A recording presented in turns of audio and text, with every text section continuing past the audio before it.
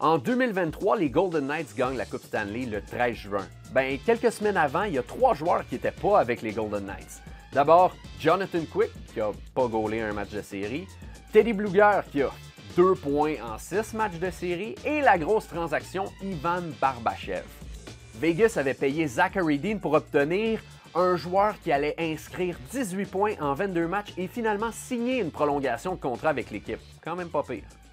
Quand l'Avalanche a remporté la Coupe Stanley en 2022, la date limite des transactions avait été assez importante. Oui, il y a Josh Manson et Nico Storm qui ont été acquis quelques jours avant, mais à la date limite, il y a aussi Artturi Lekonen et Andrew Cogliano. Et pour avoir les deux, Joe Sakic a payé Justin Barron un choix de 2e ronde et un choix de 5e ronde. Et ça, il n'y a personne qui va lui en vouloir. En 2021, c'est pas tant la date limite des transactions qui a souri à Julien Brisebois, c'est plus 2 jours avant.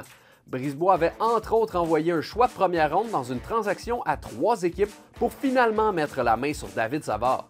C'est pas mal 1 an plus tôt que Brisebois a payé le prix pour améliorer son équipe. 2 espoirs et 2 choix de 1re ronde plus tard, il y a Blake Coleman et Barclay Goodrow qui arrivaient avec le Lightning et surtout qui les aidaient à gagner la première de 2 Coupes Stanley de suite.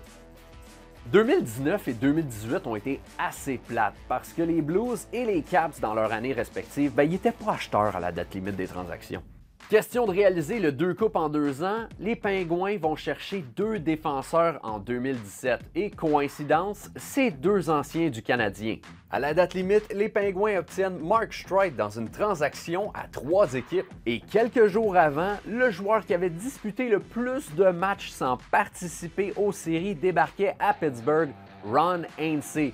Et il a joué en série et il a gagné la Coupe Stanley.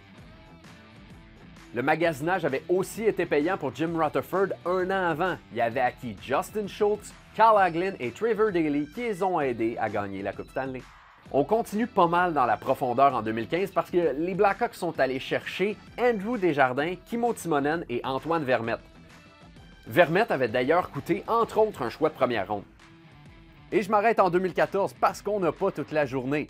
Les Kings ont envoyé Matt Fratton, un choix de 2e ronde et un choix conditionnel de 3e ronde pour mettre la main sur Marian Gaborik. C'est d'ailleurs la dernière fois qu'un joueur élite a été échangé à la date limite et qui a finalement gagné la Coupe Stanley la même année.